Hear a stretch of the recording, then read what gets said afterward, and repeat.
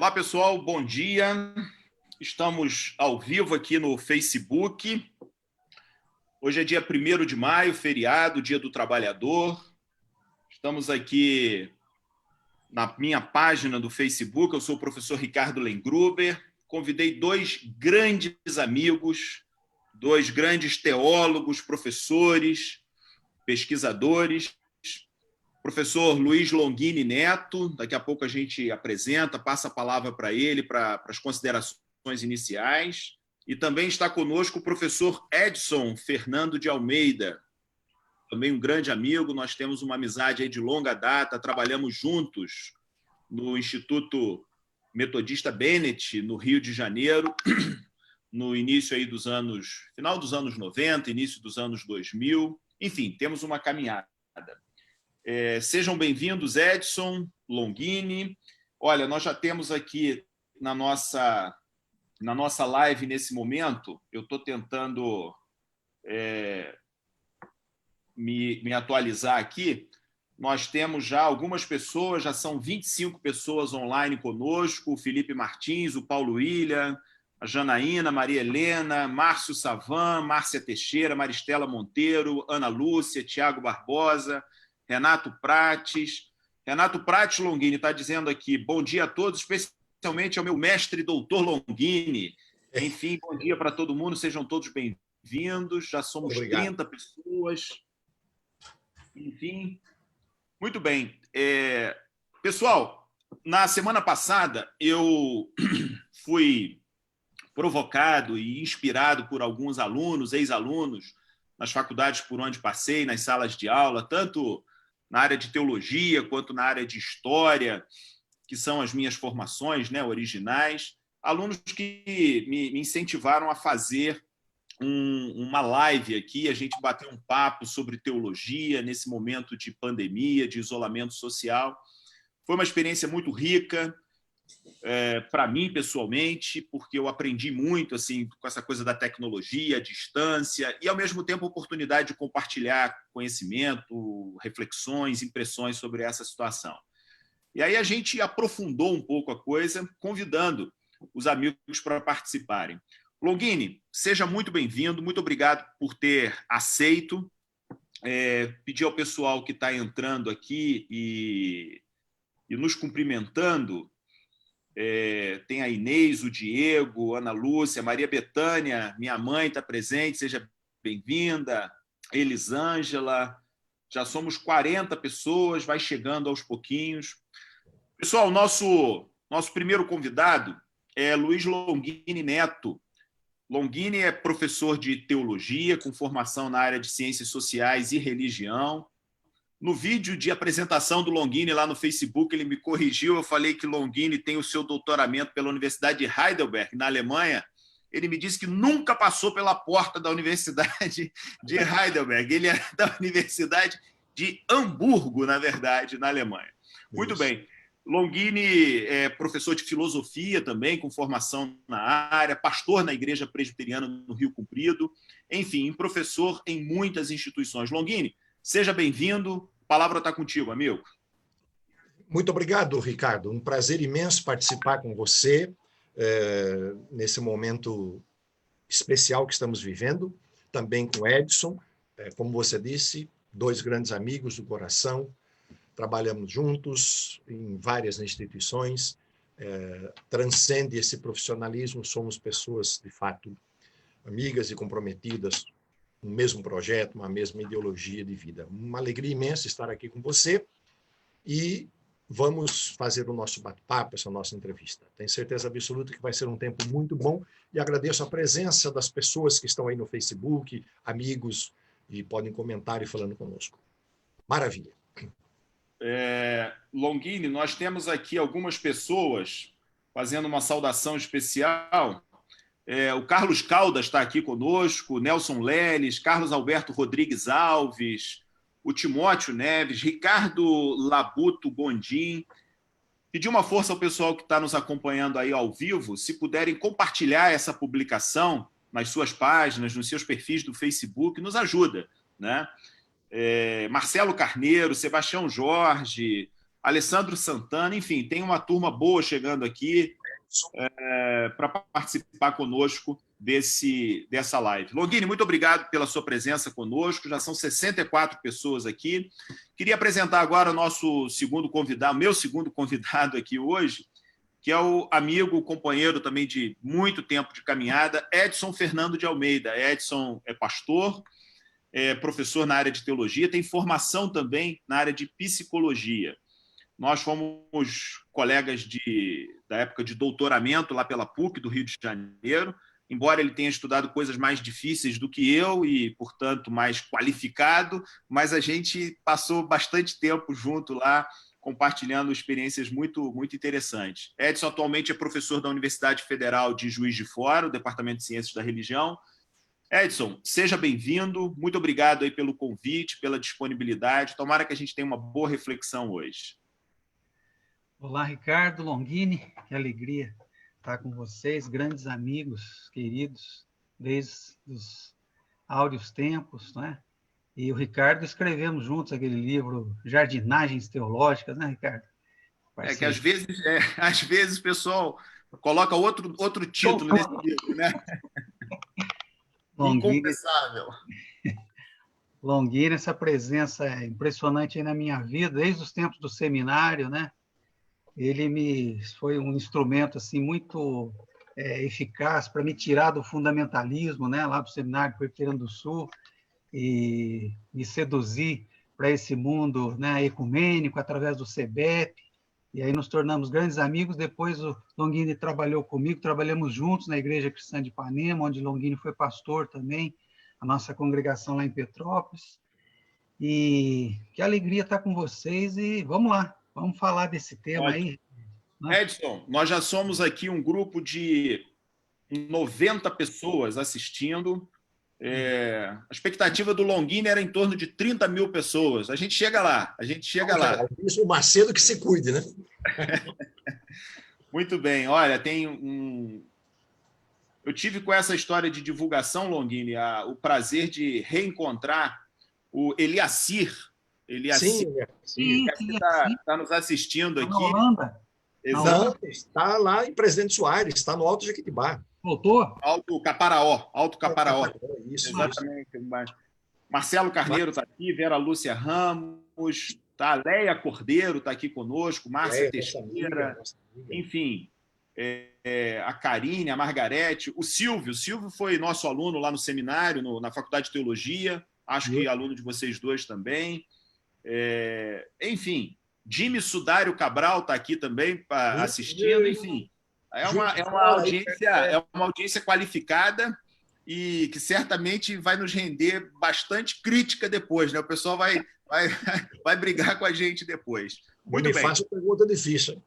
Edson, eu vou passar a palavra para você introduzir aí o nosso tema. A gente combinou de bater um papo sobre vida e espiritualidade. Qual é a sua ideia aí para a nossa reflexão de hoje? Ricardo, eu vou começar falando um pouquinho, né, dessa palavra que é o trabalho, né? Hoje é dia do trabalho, acho que é importante para nós, né? Então eu começo por aí, né? Claro que essa questão está conectada a muitas outras, algumas das quais você já colocou aí, mas eu gostaria de falar um pouquinho rapidamente sobre isso, e a partir, inclusive, de uma provocação que você mesmo fez lá naquela live a que você fez referência, né? Quando você falava um pouquinho da teologia da criação, a teologia bíblica da criação, e etc, etc. E me chamou a atenção algumas coisas que você ali falou, e eu fiquei pensando aqui comigo, né? Quer dizer, o trabalho é essa potência criativa, né? É esse labor, é essa energia, essa força humana, né? Projetada, objetivada no mundo, né? Pela qual nós, a exemplo do processo criador divino, né? Criamos um mundo, né? Moldamos um mundo, né? Damos forma, né? a essa espacialidade do mundo, né? Nós nos projetamos pelo trabalho, né?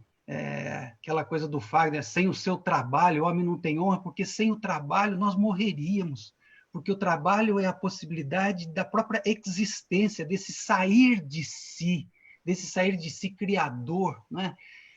Então, eu fiquei pensando que a gente está falando talvez da coisa mais assim fundamental da nossa vida, né? O que é exatamente essa dimensão do labor, essa dimensão do trabalho, né? E aí eu fiquei pensando um pouco, né, na teologia bíblica. Você fez referência lá ao Gênesis, né, aos relatos da criação, né?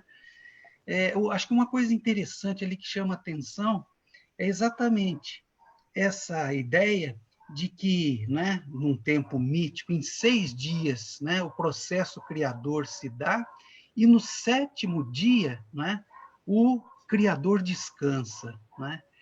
Então, esse é o ponto que eu queria chamar a atenção, né? Então, tem toda uma reflexão do Abraham Heschel, né, o filósofo e teólogo judeu, né, naquele livrinho dele, o Shabá, que é uma coisa impressionante, né? Chamando a atenção para esse aspecto, como que o Shabá, como que o descanso, ele não é, digamos assim, uma espécie de entretenimento, ele não é um momento, né, em que nós, por exemplo, recarregamos as nossas forças para continuar o trabalho. E quando esse trabalho é escravo? E quando esse trabalho é desumanizante? E quando esse trabalho é alienante? Né? E quando esse trabalho ele é um trabalho que não dignifica? Né? Então, o Heschel vai dizer, não se trata de um descanso para alimentar essa besta de carga que muitas vezes podemos ser nós, nesse sentido. Não se trata de um lugar, para usar uma expressão do nosso tempo, de entretenimento. Vamos nos entreter para voltar. Não, mas se trata de um momento, é como se o sábado fosse a possibilidade de uma descoberta do real sentido do nosso trabalho. Para que trabalhamos? Para quem trabalhamos? O que fazemos? Né? Como se o sábado fosse essa possibilidade exatamente, né? Tem uma frase aí que ele fala assim, em 6 dias nós tentamos dominar o mundo pelo trabalho. No 7º dia, nós dominamos o nosso eu, né? Quer dizer, então acho que é uma ideia muito interessante a gente pensar essa dinâmica do trabalho, né? A partir dessa dualidade, digamos assim, não um dualismo, mas uma dualidade que mais à frente a teologia chamou de uma, né, de uma vida laborativa, de uma vida ativa e uma vida contemplativa. Né? Então, como a contemplação, o silêncio, o recolhimento, ele dá mais sentido, ele aprofunda a nossa atividade poética, né? A palavra poesia é isso, essa atividade criadora, criativa, formuladora, criadora de mundos, de conceitos, de valores, etc. É como se tudo isso tivesse que ser temperado com esse transfundo, com esse elemento lá do fundo da alma. O Reche chega a dizer, foi no 7º dia que foi dada uma alma ao mundo, eu diria. Então, é como se no 7º dia fosse dada uma alma ao nosso trabalho, a nossa presença objetificadora, objetificante no mundo, essa presença construidora, essa presença que quer fazer, essa presença que quer agir. Né? E aí é muito curioso, terminando, então, passando a bola para você e para o Longini, mais como uma provocação isso, né? O Reche vai dizer uma coisa curioso, que nos relatos da criação do Gênesis, Deus, né, não tenha santificado, não tenha sacralizado, né, a palavra kadosh, né, não tenha sacralizado, não tenha santificado lugares, espaços, coisas. A única coisa que se santifica, que se sacraliza, né, no relato da criação é o tempo, é o tempo, é o tempo.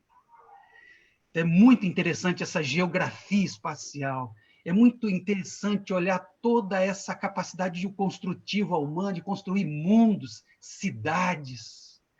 Mas a força, segundo ele, da fé, da tradição judaica, não está nas espacialidades. Deus não está em lugares, em coisas. Deus está no tempo, na história.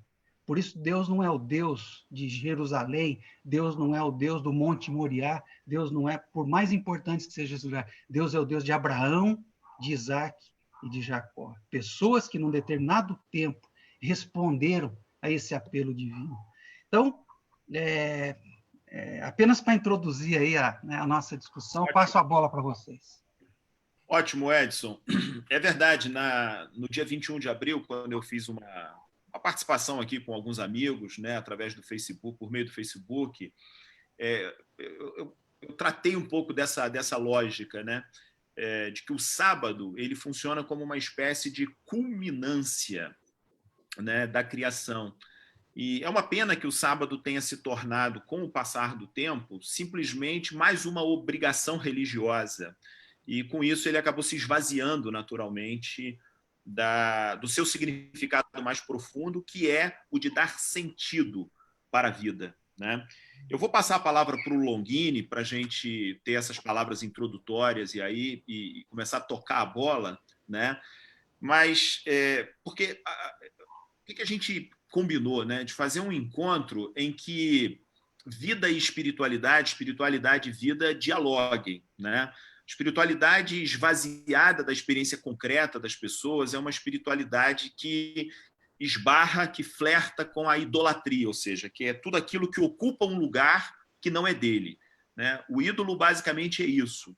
O ídolo é aquele que toma para si um lugar na minha vida, na vida das pessoas, mas um lugar que não pode pertencer a ele. Então, muita coisa assume o lugar de ídolo. A gente está acostumado a falar de idolatria pensando apenas com um registro religioso, mas é mais do que isso, porque a nossa vida muitas vezes está permeada de experiências idolátricas.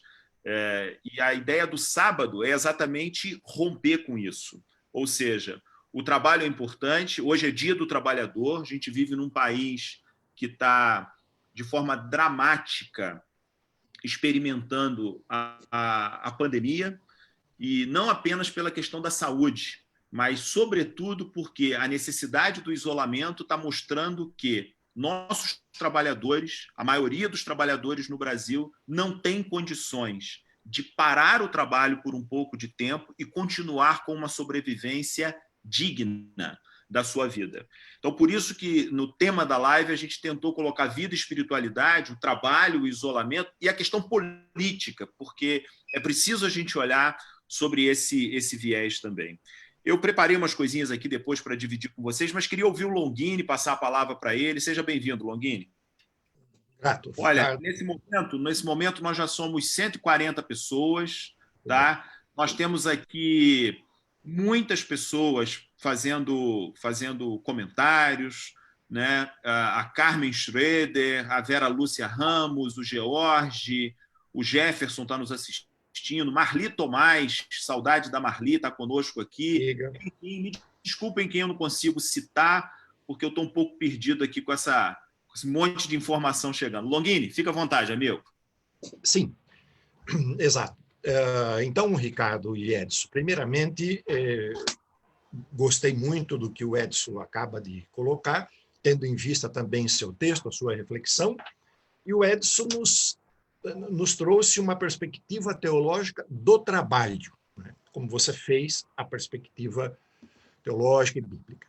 E agora vamos dar um salto. Eu acho que temos que sair nessa nossa entrevista aqui, sair do aspecto teológico e vamos fazer o salto para a sociologia, nessa nossa interlocução. E aí é preciso passar do trabalho para o trabalhador. É do trabalho para o trabalhador. 1º de maio é o feriado, uma comemoração do Dia do Trabalhador. E isso é muito importante, ou seja, nós fazemos essa passagem. Vamos caminhar um pouquinho mais.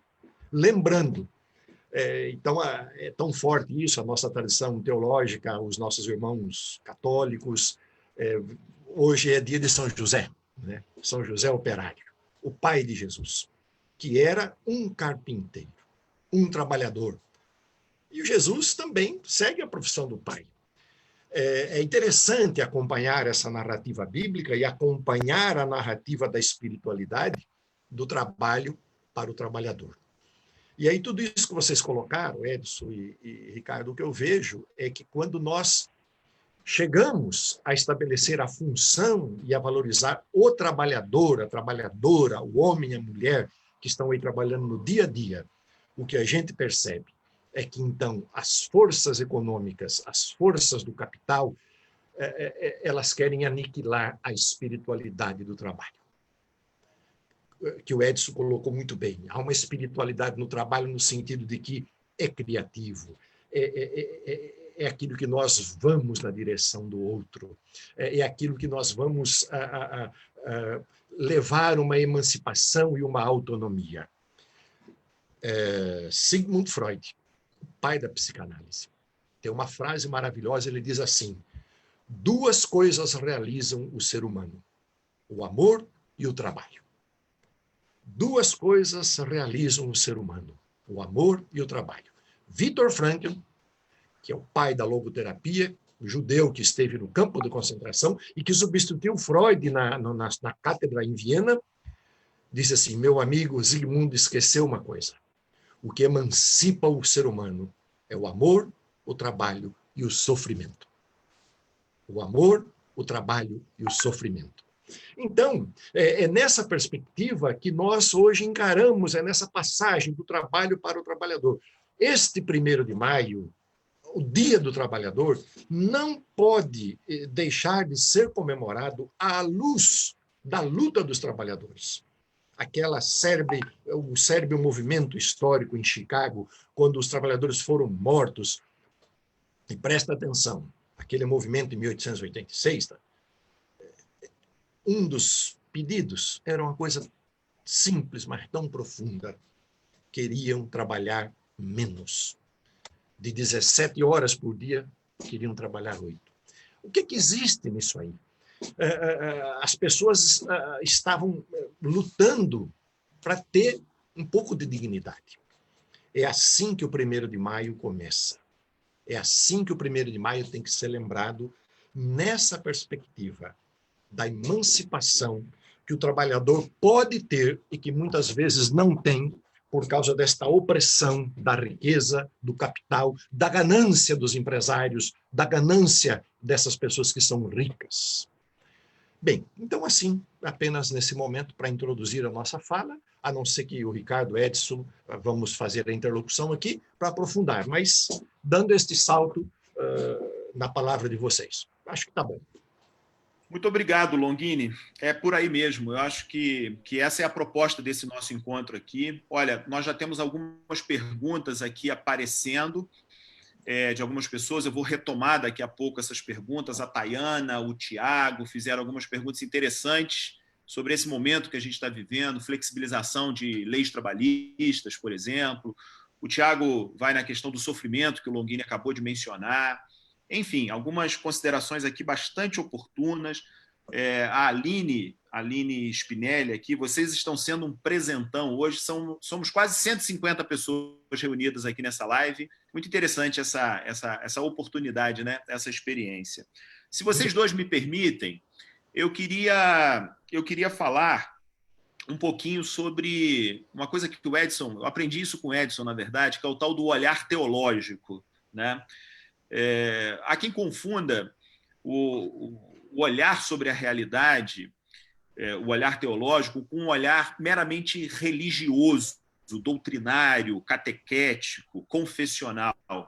Mas o olhar teológico é maior, é mais amplo do que isso. É aquele olhar que busca, no fundo, o sentido profundo da realidade, né? O sentido profundo da história, o sentido profundo da humanidade. E aí eu acho que é importante a gente olhar para o Dia do Trabalho, como o Longini mencionou, não o trabalho como substantivo, né? Mas o trabalho como verbo, ou seja, o trabalho como trabalhar, como a ação de pessoas concretas na história que realizam uma atividade, que participam do projeto criador, criativo, divino, modificando, transformando, produzindo cultura. Mas esse trabalho deve ser sempre percebido como meio e nunca como fim, percebido como instrumento, como ferramenta para a aquisição da autonomia, para a realização da existência humana, para a outorga de sentido na vida das pessoas. É muito curioso, porque o dia do trabalho, o dia do trabalhador é feriado, ou seja, é um dia de parar de trabalhar, né? Então, acumula no dia 1º de maio uma série de símbolos, uma quantidade de elementos muito profundos, muito profundos. Uma outra coisa que eu gostaria de tratar é que esse 1º de maio de 2020 é atípico, é excepcional, porque nós estamos em plena pandemia e com a necessidade de um isolamento social. E aí existe o elemento de que ficar parado dentro de casa não é agora mais uma reclamação pelo direito do trabalho, não é simplesmente uma reclamação para que o trabalho tenha dignidade e para que as pessoas sejam o sentido do trabalho. Não é só isso. É uma necessidade, é uma imposição de saúde pública. E isso é um desafio. É claro que Longini, que estuda muito psicanálise, Edson, que é psicólogo, aqui na nossa audiência tem pessoas que conhecem bastante esse assunto mais do que eu. É um desafio mental, é um desafio de saúde mental. A gente parar, a gente ter um tempo de isolamento, um tempo de ócio, isso tudo é um grande desafio, né?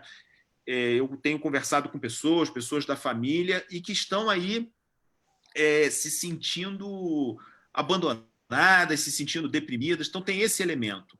Mas tem um elemento ao lado dele que é material. Para o sustento no isolamento, as pessoas precisam ter uma renda mínima. As pessoas precisam ter uma quantidade mínima de dignidade para poder enfrentar, se alimentando, para poder enfrentar isso com um consumo básico da realidade. E é por isso que essa nossa live, além de tratar de espiritualidade, ela trata da vida concreta das pessoas, ela trata da política. Porque política é isso, é tomar decisões, política é fazer escolhas. Política é eleger preferências. E a gente precisa se perguntar quais são as nossas preferências nesse momento, quais são as preferências dos governos pelo mundo, quais são as preferências do governo brasileiro. Então tem muito a ver com o que algumas pessoas aqui colocaram, né? O Silvio fez um comentário aqui bastante profundo sobre isso, a Tayana lá atrás. Nesse momento de isolamento social, há ações políticas que representam um pouco que tipo de sociedade nós estamos construindo. Uma sociedade baseada, calcada nas desigualdades. Isso é muito complicado. E aí eu terminaria assim, essa minha intervenção só colocando algumas questões, né, sobre o sábado, né, sobre essa ideia do sábado.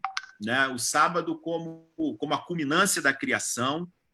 Mas é curioso que a criação culmina com um ato de ócio, com um ato de descanso. Ou seja, a criação não é um fim nela mesma, ela é meio para garantir a dignidade das pessoas. O trabalho não é um fim nele mesmo. Ele funciona como ferramenta para que o trabalhador, para que a trabalhadora, para que as pessoas concretas tenham condições de vida e vida com abundância, para usar uma expressão que é bíblica. Né? O professor Milton Schwantz, que todos nós três aqui, muitos que estão na nossa audiência conheceram, saudoso professor Milton Schwantz, escreveu um livro e dedicou esse livro, Projetos de Esperança, certamente vocês conhecem, ao Jeter, que também é uma pessoa em comum aqui entre nós três, o Jeter Pereira Ramalho. E o Milton ele diz o seguinte, olha, o sábado ele é descanso, mas o sábado é descanso para o corpo, mas é descanso para a cabeça. Porque no sábado é o momento de parar para celebrar. E quem celebra é quem traz à memória experiências que viveu ao longo da sua caminhada. Portanto, o sábado é uma oportunidade no tempo de organização das pessoas. E é por isso que esse nosso sistema ele não permite que as pessoas parem nunca. Por quê? Porque se parar, as pessoas pensam. E se pensar, as pessoas se organizam. E se organizarem, as pessoas vão, pelo menos, relativizar instituições, pessoas, poderes, ídolos que estão colocados aí diante de nós. O sábado, portanto, ele quebra aquilo que eu disse lá no início da minha fala, essa coisa da idolatria. O que é que nós estamos idolatrando? E repito, aqui na nossa audiência, existem pessoas de todos os credos religiosos. Religião é uma coisa menor nesse sentido quando a gente discute a profundidade da vida humana. Qualquer credo religioso ele vai olhar para o ser humano como o seu centro preferencial, né? Então, o isolamento social nesse momento ele funciona na minha cabeça, teologicamente falando, muito semelhante ao sábado, porque ele relativiza o trabalho. Mas para que ele seja um isolamento factível, e eu entendo as pessoas que querem voltar a trabalhar porque precisam de sustento. E aí a gente precisa, nesse isolamento, questionar que estado é esse que nós temos que não dá condições para as pessoas, todas as pessoas, sem desigualdade, permanecerem dentro de casa. Enfim, é um pouco tudo isso que nós estamos mencionando, conversando, refletindo aí. Chegou aqui o Gerson. Quero pedir desculpas a quem está escrevendo, que a gente não está conseguindo ler tudo, chega muita coisa. O Marcelo Elisiário Vidal, o rito não pode ser maior do que o homem é maior do que o rito. Que é isso, né, o Elisiário? O sábado foi feito para o homem, e não o homem para o sábado, né? Que é um pouco essa lógica aí. Bom, pessoal, a palavra está com vocês aí para a gente continuar papeando. Já somos aqui mais de 150 pessoas. Acho que a gente chega lá, hein, Longini? Pois é.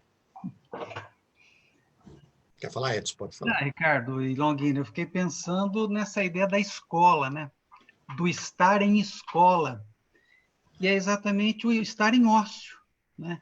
Quer dizer, a ideia dos antigos é que garantidas esses meios todos de sobrevivência, garantido o pão, garantida a água, garantida a alegria para a alma, garantida, né? Enfim, garantidos os meios necessários para a nossa subsistência, para a nossa sobrevivência, agora sim começa a vida.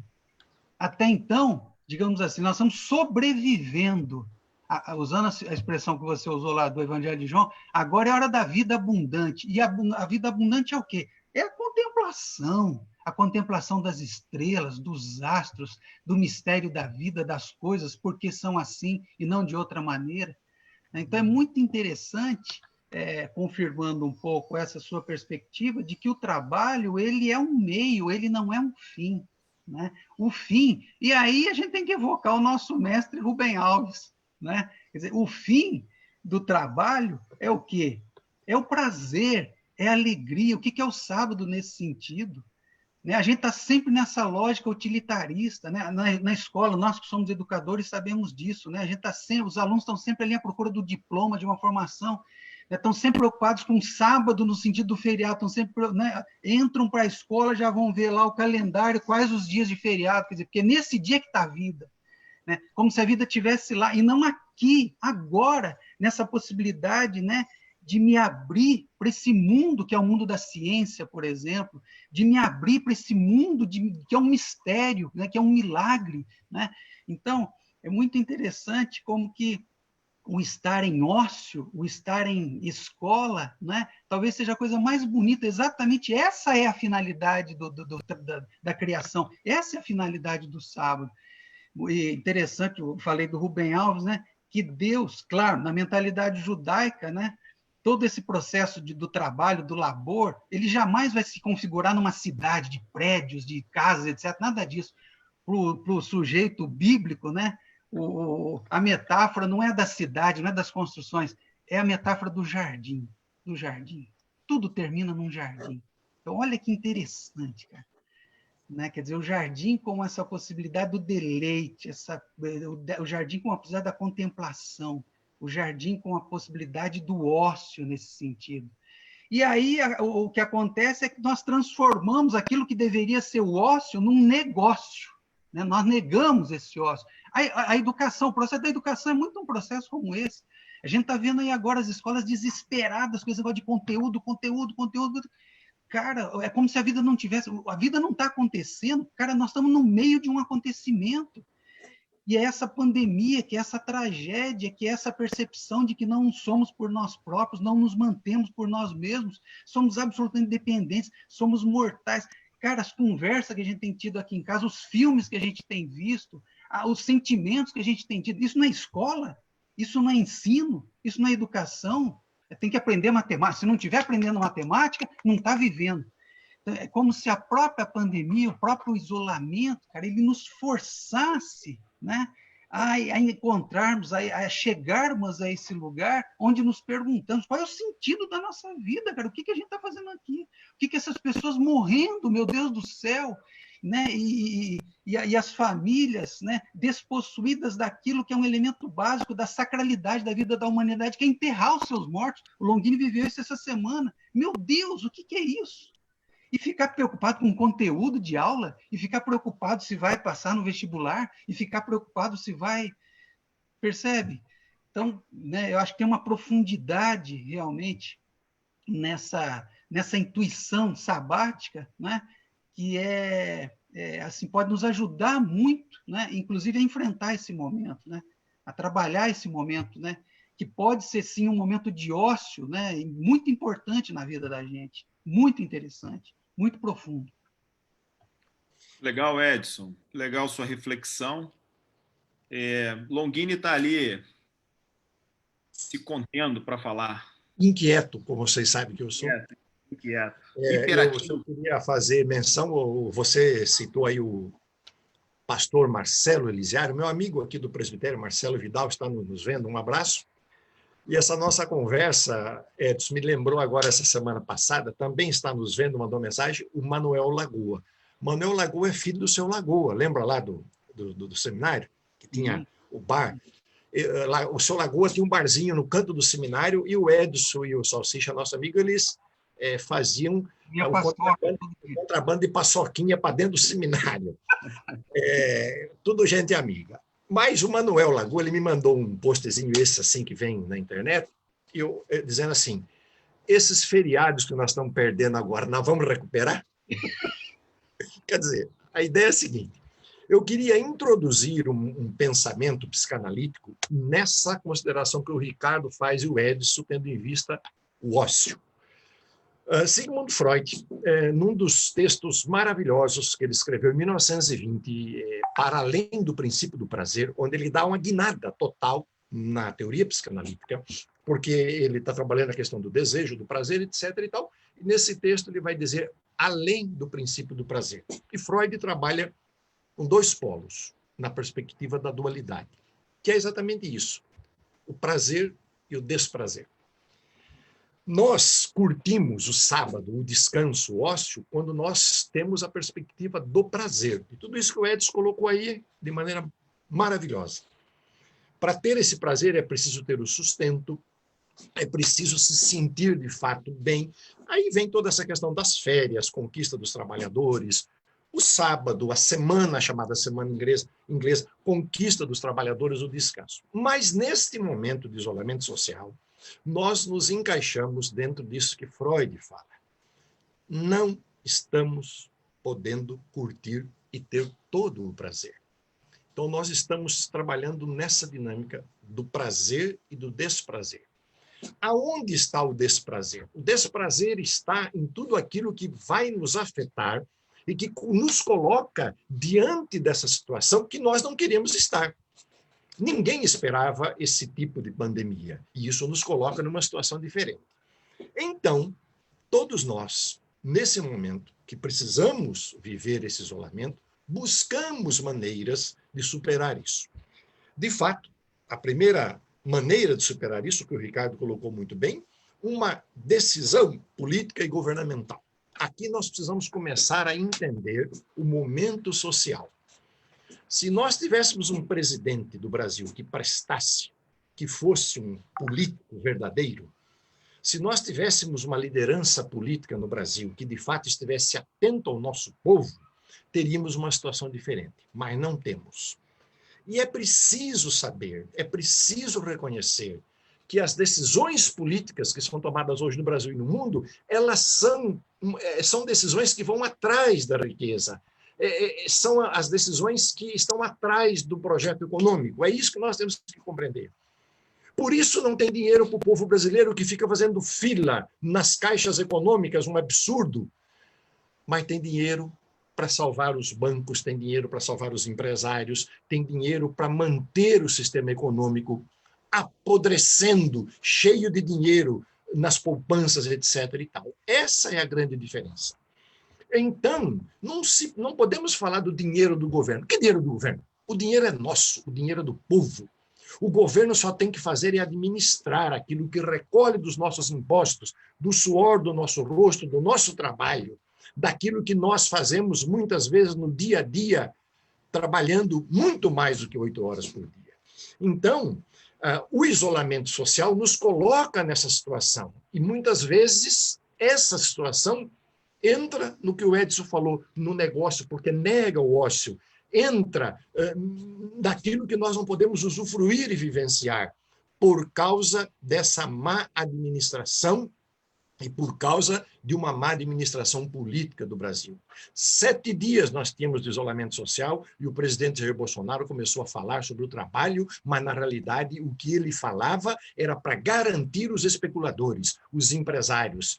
Onde já se viu uma semana de isolamento social, 15 dias nós tínhamos, e eu vi na televisão empresários comentando: a minha empresa vai falir, eu não posso continuar. 15 dias? Será que essas pessoas não tinham dinheiro para ultrapassar pelo menos um pouco mais e esperar? Essa é a questão que nós temos que verificar. Essas decisões estão erradas e nós não temos outra saída.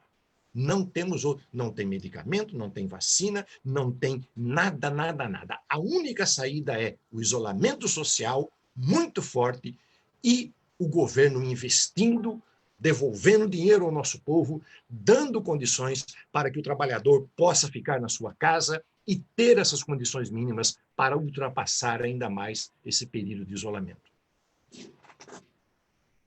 Longini, eu gostaria de reagir à sua fala, com a qual eu concordo integralmente. Mas eu tenho uma preocupação de que esse nosso espaço aqui não seja um espaço da classe média que, em algum sentido, tem algum conforto garantido, alguma segurança garantida e pode se dar ao luxo, digamos assim, de parar um pouco. Para uns, isso é possível para 30 dias, para outros para 60, mas para a imensa maioria do povo brasileiro, eu arriscaria dizer, para a imensa maioria do povo do mundo inteiro, né? Mas no Brasil isso é mais radical, isso é mais dramático. Correto. Esse isolamento não pode acontecer por um dia, porque começa a faltar comida dentro de casa. E por isso, então, a questão política ela surge, ela eclode como essencial, porque é a hora de o Estado voltar para a sua finalidade primeira, que é servir ao ser humano. Né? As pessoas não estão a serviço da política e da economia. É a política e a economia que devem estar a serviço dos seres humanos. Então, por isso a questão política ela eclode aqui, como teológica também, porque é nela que está o sentido desse momento. Então, eu acho que esse é um primeiro ponto que a gente precisa ter isso muito claro, né? Porque é muito fácil a gente ficar aqui falando de contemplação, a gente falando de ócio, né? Mas a gente não pode nunca, e eu sei que vocês dois não estão fazendo isso, porque eu os conheço, a gente não pode perder essa perspectiva histórica, essa perspectiva material, pragmática, que está no fundo da nossa existência. Uma outra questão que a mim tem me incomodado muito é um discurso, eu não sei se Edson poderia reagir a isso, qual é a sua percepção a respeito do tema, de que nós vamos sair melhores da pandemia, de que nós vamos atravessar um deserto e lá a gente vai ter experiências maravilhosas dentro de casa. É claro que isso é possível, e tomara que isso aconteça com a maior parte de nós, das pessoas. Mas será mesmo? Será que esse momento ele está fazendo aflorar o que há de positivo, produtivo, autoconhecimento, né?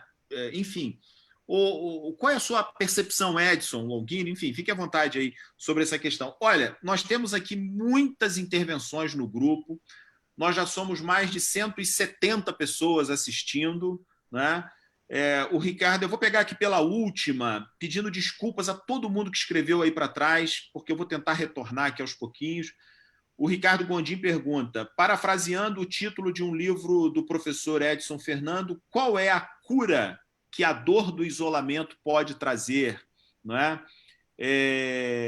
Enfim, tem uma série de... O Silvio faz aqui, gostei da expressão político de verdade, em qualquer perspectiva da palavra, qualquer político aproveitaria esse momento para entrar para a história como alguém que trabalhou com dignidade, etc.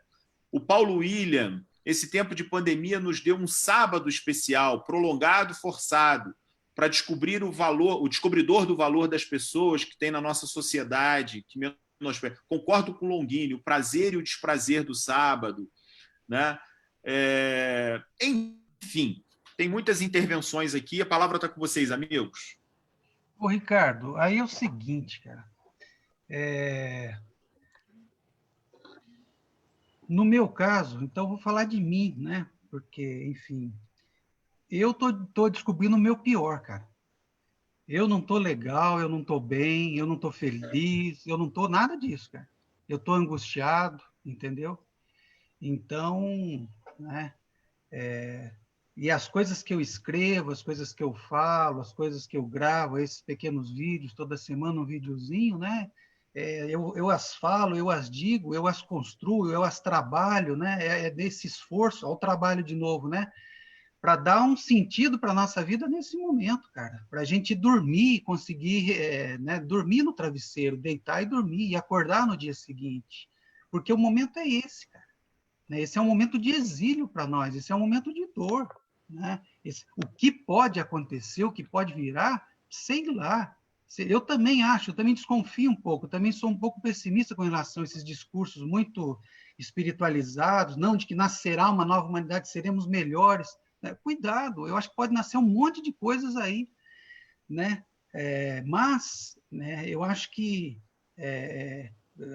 para mim, a questão principal nesse momento é como que o ócio, esse ócio forçado, né, esse ócio, né, para o qual, né, de alguma maneira, fomos conduzidos, fomos levados, né, ele está, de alguma maneira, nos colocando em contato muito menos com o prazer, com a alegria, mas em contato com a verdade mais profunda de nós mesmos, né? Então, eu acho que esse é o ponto, né? Quer dizer, são acontecimentos, cara. E para mim, a teologia, você falou do olhar teológico, é um pouco isso, né? Digamos assim, fazer uma hermenêutica desse acontecimento, né? A gente se perguntar sobre o nosso lugar, sobre a presença de Deus nesses acontecimentos. E o que a gente está vendo agora, cara, é muito triste. Nós estamos diante, por exemplo, aí de um discurso político, né? Vindo do mandatário maior do nosso país, que é uma coisa fascista, é uma coisa horrível, é uma coisa... Olha, quer dizer, então é como se... Para dar um exemplo, né, de como que o pior de nós, né, aflora nesse momento. Né? Então, assim, porra, tomara que a gente se agarre no que de melhor aflorar de nós. Tomara que a gente se agarre nessas nossas, né, nessas capacidades que estão adormecidas, aí estão aparecendo agora. Claro que a gente está vendo, claro que a gente está vendo. A gente está vendo, por exemplo, o que é uma pessoa, por exemplo, que diz assim, eu quero fazer dessa minha vocação, desse meu chamado a cuidar de pessoas, a ser um enfermeiro, a ser uma enfermeira, eu quero fazer disso a minha vida. Olha as consequências disso. Olha a profundidade dessa escolha. Eu quero ser um médico. Né? Quando ser médico não é uma coisa lá dos contos de fada, não é essa coisa meio, né, oligárquica, burguesa. Né? No Brasil tem muito isso, né? A profissão de médico é aquela profissão nobre, né? Que vai ganhar muito dinheiro. Olha o que é ser médico. Olha então o que a gente está vendo, cara, a gente tem que aprender com essas pessoas. O que a gente tem que aprender, né, agora é exatamente isso. O que é ser? O que é você ser um vocacionado e estar ali diante de uma doença que pode vir sobre você e pode tirar a sua própria vida? Né? Então, é uma amálgama de coisas, é um amontoado de coisas, né? E que eu acho também que num ato político nesse sentido, num ato construtor, né, sem se perguntar sobre causas, sem se perguntar de onde veio, sem se perguntar se é vontade de Deus, para usar uma expressão teológica, sem se perguntar foi Deus, por que Deus... né? Mas se perguntar o que nós podemos fazer desse turbilhão de acontecimentos para a nossa vida, cara. O que isso pode gerar em nós, o que pode gestar em nós. Por exemplo, no caso né, dos nossos antepassados, do povo judeu, né, naquele quinto, sexto, sétimo século lá, isso gerou uma teologia da criação, cara, uma coisa linda que está dando luz para nós aqui hoje, né, para falar que nós não podemos, que esse cântaro que é a nossa vida e que se constrói pelo trabalho, ele não pode se quebrar com essa lógica do lucro, com essa lógica da escravidão humana para que o lucro seja possível. Cara, nós aprendemos com um povo que passou por uma pandemia, né, nesse sentido, passou por um cativeiro fortíssimo como esse e foi capaz de nos doar, de nos dar isso. Então, quem sabe, né, tudo isso que a gente esteja falando, a gente esteja pensando, né, possam ser sementes exatamente que nos tornem melhores nesse sentido, e sobretudo para aqueles que virão depois de nós, né, para essas outras gerações que virão depois de nós. Mas nesse momento de coração para vocês, eu acho que a palavra é angústia, a palavra é dor, a palavra é sobretudo, quando a gente vê esse pior que aparece, esse pior consignado, por exemplo, configurado numa expressão como essa, de um homem que é o presidente da República, dizendo: o que eu tenho a ver com isso? E daí que essas pessoas, pelo amor de Deus, pelo amor de Deus, o que é isso? Então, se isso não é capaz de gerar em nós alguma indignação, se isso não é capaz de nos tornar melhores em algum sentido, é desse turbilhão que a gente está falando, né? Desse turbilhão de... Né? Então, enfim, o meu desabafo, o meu... Ótimo, Edson. Olha, nós temos aqui muitas pessoas ligadas conosco, há muitas intervenções aqui, muitas contribuições no nosso chat. Depois vocês vão poder ler lá, quem não está conseguindo acompanhar aí, não sei se Edson e Longini estão conseguindo ver.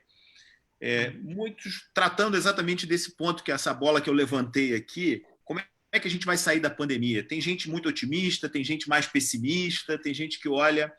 Eu escrevi esses dias um artigo e vai ser publicado, acho que já foi publicado num periódico aqui da região, e que eu uso como ilustração, Edson, para toda a sua indignação, o livro do Eclesiastes, né? Não há nada de novo sob o sol, né? E eu devo dizer, Edson, que você teve uma intuição maravilhosa agora ao trazer para a nossa reflexão, trazer aqui para a nossa discussão, a experiência do exílio da Babilônia experimentado pelo povo de Israel. Ali, naquela experiência radical, naquela experiência, digamos assim, definitiva, no sentido que essa palavra tem, é que Israel se construiu, ou seja, tudo que a gente conhece da tradição religiosa judaica, cristã, por consequência, né? Grandes famílias religiosas espalhadas pelo mundo todo, e não apenas religiosas, matrizes de cultura ocidental estão fincadas ali, naquela experiência, que poderia ter sido, como foi para muitas outras populações, uma experiência de extermínio, uma experiência de anulação, de aniquilação, mas que eles conseguiram transformar, e isso certamente não foi sem dor, pelo contrário, transformar em teologia, né? Transformar numa reflexão sobre a realidade. Você lembrou bem, os textos que a gente tem, por exemplo, sobre a criação do mundo, eles são filhos, eles são produto, entre aspas, desse momento de exílio, de isolamento forçado, né? O sábado nasce ali como uma força de reclame, digamos assim, social, político, trabalhista, naquele momento. Eu acho que isso tudo nos ajuda a iluminar, a pensar na realidade que a gente vive hoje, ou seja, não necessariamente sairão apenas coisas positivas de tudo isso, mas a gente pode. E aí a gente precisa de duas coisas. Alguém aqui escreveu exatamente como você falou, Edson: indignação e empatia. Ou seja, a capacidade de se indispor com isso tudo que está acontecendo, né? Mas, ao mesmo tempo, se colocar lá no lugar dos outros, né? Vocês estão no Rio, eu estou em Nova Friburgo. E eu ontem, quinta-feira, fui até a cidade para fazer compras, etc. E antes das 7 horas da manhã, a fila da Caixa Econômica Federal subia aqui um morro, quem mora em Friburgo conhece, que é a região das Brownies, né? Então, ou seja, 4, 5 horas antes do banco, a gente tem notícia de pessoas que estão acampando na porta do banco de uma noite, né, para o dia seguinte, para conseguir receber um dinheiro que a gente sabe que não é suficiente para qualquer tipo de dignidade da vida. Enfim. Longini, a palavra está contigo, amigo.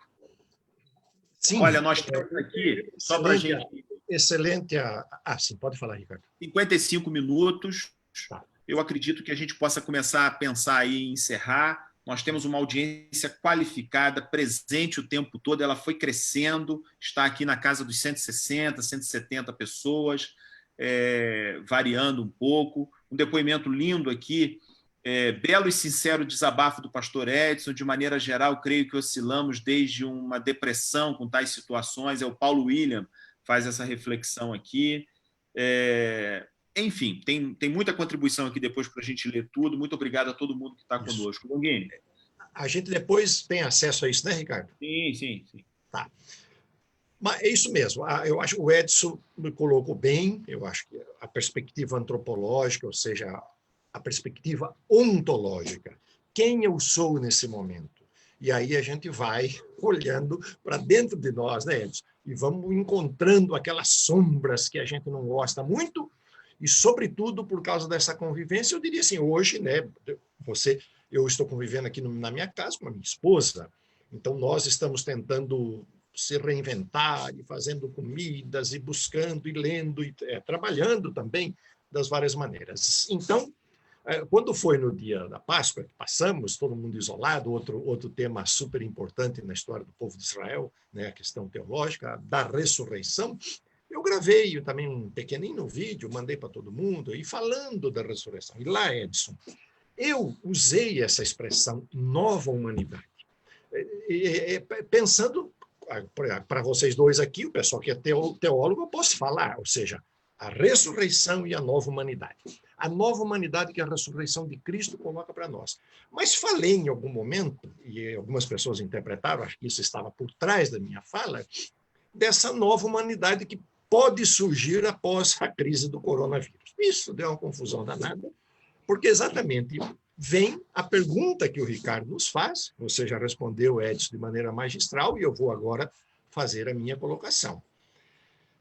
Não creio também que haverá uma nova humanidade depois do coronavírus, nesse sentido de que todos nós aprendemos a lição. Não.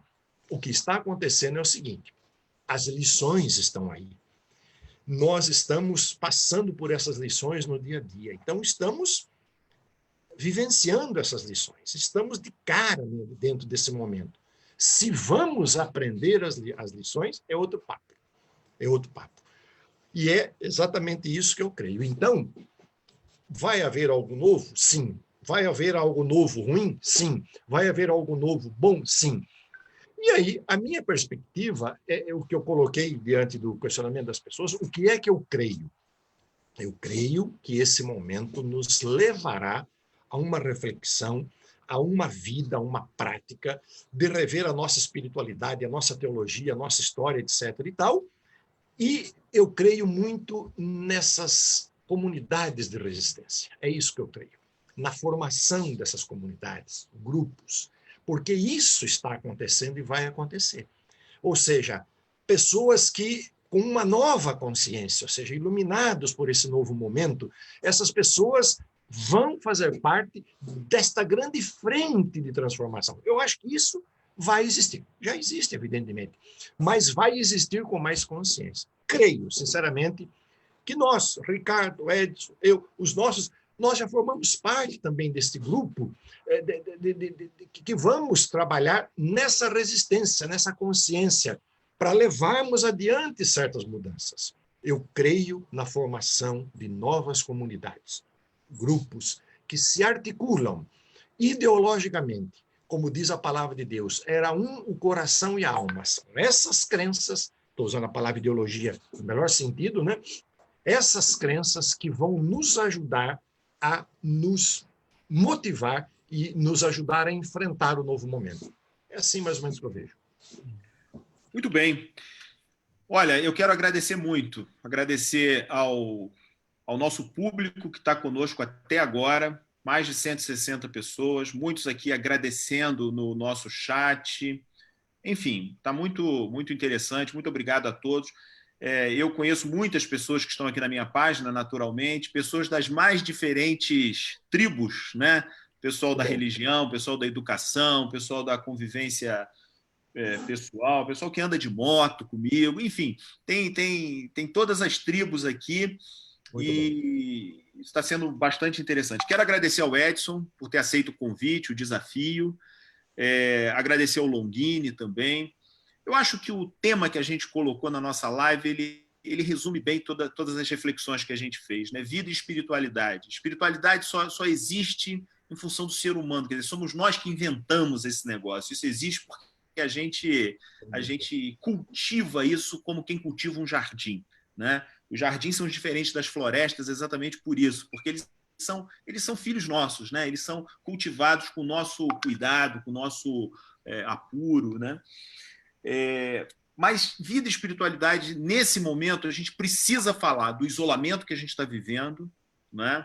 Das oportunidades que o isolamento nos oferece, mas dos riscos também. É como quem anda ali à beira do abismo, para usar uma metáfora que nós dois aqui, e muitos que estão nos ouvindo conhecem bem, do Rubem, né? Estamos ali caminhando com o abismo à espreita, escuro e silencioso, né? Tem que falar de isolamento, tem que falar de trabalho, porque se o trabalho existe para garantir dignidade, nesse momento que a gente precisa não trabalhar, onde está a nossa dignidade? E da maioria dos nossos irmãos que não têm acesso ao mínimo para a sobrevivência, para a subsistência. E por isso que não tem como não falar de política, não tem como falar do papel do Estado, dos políticos, dos governantes, não tem como a gente silenciar, não tem como a gente renunciar a essa reflexão. O silêncio, nesse momento, ele pode se confundir com a cumplicidade, e a gente não pode se acumpliciar daqueles que estão colocando no lugar do sábado os ídolos, né? Ou seja, que estão colocando aqueles que não deveriam estar onde estão, né? Isso é muito sério porque são as pessoas, são os seres humanos que precisam. Uma grande amiga ontem me dizia, a gente precisa de leite, porque as crianças aqui das comunidades estão sem beber leite, porque elas precisam ir à escola, por exemplo, para conseguir uma merenda, para conseguir tomar o leite, um iogurte, uma coisa dessa natureza, e elas estão alienadas disso há praticamente 2 meses. E quantos meses mais haverá pela frente? Quantos dias mais haverá pela frente? Longini, um alô final, muito obrigado. Edson, muito obrigado pela presença, um alô final de vocês também aí. Sim. Quer falar primeiro, Edson? Pode falar, Longini. Então, agradeço também o convite, Ricardo, Edson, que maravilha nós estarmos juntos, colaborando de uma certa maneira nesse momento e colaborando como trabalhadores. Esse é o nosso trabalho. Nós somos teólogos, pastores, estamos dando daquilo que somos ao nosso povo. Parabéns a todo trabalhador. Hoje é o Dia do Trabalhador. Eu me lembro, meus bisavós italianos vieram para cá, anarquistas, trabalhando na fazenda, meu pai e minha mãe, homens e mulheres que estão trabalhando no nosso país de toda maneira, mulheres que dirigem as suas famílias. Então, nesse dia, eu gostaria de terminar a minha fala nesse momento, eu quero ler um versículo da Bíblia para deixar com todos os trabalhadores nesse dia, que está lá em Tiago.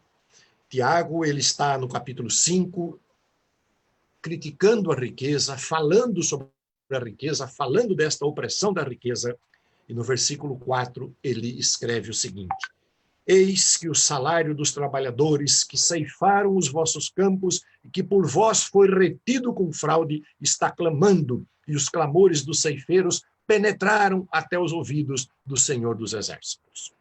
O clamor do trabalhador, através da greve, o clamor do trabalhador que precisa do salário, o clamor desses trabalhadores que estão nessas filas da Caixa Econômica, nos bancos que nós estamos vendo, como o professor Ricardo acabou de dizer, esse pessoal que está na fila para receber R$ 600, eles estão fazendo uma oração, segundo o que diz Tiago.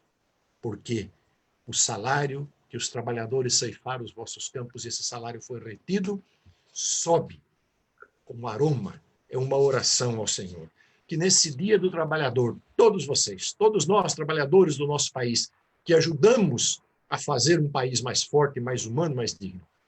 Parabéns. Vamos seguir juntos. Deus nos abençoe a todos. Obrigado, Longini. Olha, tem gente aqui sugerindo que a gente torne essas nossas lives frequentes aqui, tem alguma constância nela. Estão sugerindo aqui que a gente escreva um livro junto também. Vamos lá. Não vai dar certo, eu acho que não, não vai dar certo. Edson, amigo, o Longini, ótimo, ótimo. O trabalho teológico, adorei essa consideração final, muito, muito oportuna, muito oportuna. Edson, está contigo a palavra para a gente encerrar. Eu, nesse dia do trabalho, a exemplo do Longini também, eu me ajoelho diante de cada pessoa que está nessas filas espalhadas pelo nosso país. Eu me ajoelho diante de todas essas enfermeiras, esses técnicos de enfermagem, esses fisioterapeutas, essas assistentes sociais, né? Enfermeiros, enfermeiras, psicólogos, psicólogas, que estão na linha de frente agora dessa tragédia, cuidando dessas pessoas. Eu me ajoelho, né? E digo a elas que elas estão no cumprimento da sua vocação, do seu chamado. Por isso a alma delas reluz, por isso a sua vida brilha nesse momento. Essas pessoas não estão sozinhas, nós estamos juntos. Façamos de tudo que tiver ao nosso alcance para diminuir a dor, sobretudo desses que não têm o pão agora para sua casa. E nós sabemos, cada um de nós sabe, né, numa dimensão micropolítica, que nós podemos dar a nossa contribuição, né? E eu me despeço, então, né, com esse gesto de me colocar de joelho diante de todos esses trabalhadores e essas trabalhadoras. E, Ricardo, se você me permite, a gente está experimentando outras formas de trabalho, todos nós, né, vocês também em casa, certamente. E outro dia me veio um poema da Adélia Prado, que é mais ou menos assim que de fato, tem sido uma experiência para mim aqui do trabalho de casa, essa descoberta, né, do dia a dia do trabalho de casa. No final dessa tarde, quando eu olho para essa cozinha e vejo tudo isso, esse chão tão limpinho, eu vejo que foi obra das minhas mãos. Essa descoberta linda da presença do sagrado, do divino, em cada coisa que se faz nessa vida, num terreno que se varre, num lixo que se pega, numa mão que se estende para cuidar de alguém. No final dessa tarde, quando o dia já declina, olho para essa cozinha limpa. Deus, esse foi o fruto do meu trabalho. Obrigado por sermos dotados dessa capacidade tão bonita, tão criativa, de trabalhar, de construir um mundo, de dar um pouquinho de ordem, um pouquinho de beleza a esse caos que é o mundo, que é a nossa vida. Muito obrigado. Olha, nós estamos nos encaminhando aqui para encerrar, nós já temos 1h10 praticamente de reflexão. Agradecer muito ao pessoal que está ao vivo aí nos acompanhando, tem um grupo grande conosco, ex-alunos aqui sugerindo que a gente convida o Nelsinho Mariel para estar conosco, convide a Alessandra, convide o Levi Bastos, nós chamamos o Levi, mas o Levi virá. Tudo tem um tempo determinado debaixo do sol, diz o Eclesiastes, não é isso? Chegará o tempo também. Eu queria terminar, meus amigos, na nossa audiência, e nós três aqui somos professores. E, nesse momento, 1,5 bilhões de pessoas no mundo estão sem aulas, estão em casa. E há muito questionamento, há muita ideia diferente. Edson tocou um pouco sobre isso aqui, sobre aula, sobre escola. Eu acho que a gente pode sair dessa live de hoje, do Dia do Trabalhador, com uma menção especial, como fez o Longini para quem está lá na fila da Caixa Econômica, como fez o Edson para os profissionais da saúde. Eu acho que a gente pode fazer uma referência também especial aos nossos colegas, professores e professoras no Brasil e no mundo. Sim. Gente que, com opiniões diferentes, com posicionamentos diferentes, e todos cabíveis, todos relevantes nesse momento, porque ninguém é dono da verdade, ninguém sabe exatamente qual é o melhor caminho, ninguém sabe exatamente o caminho certo nessa hora.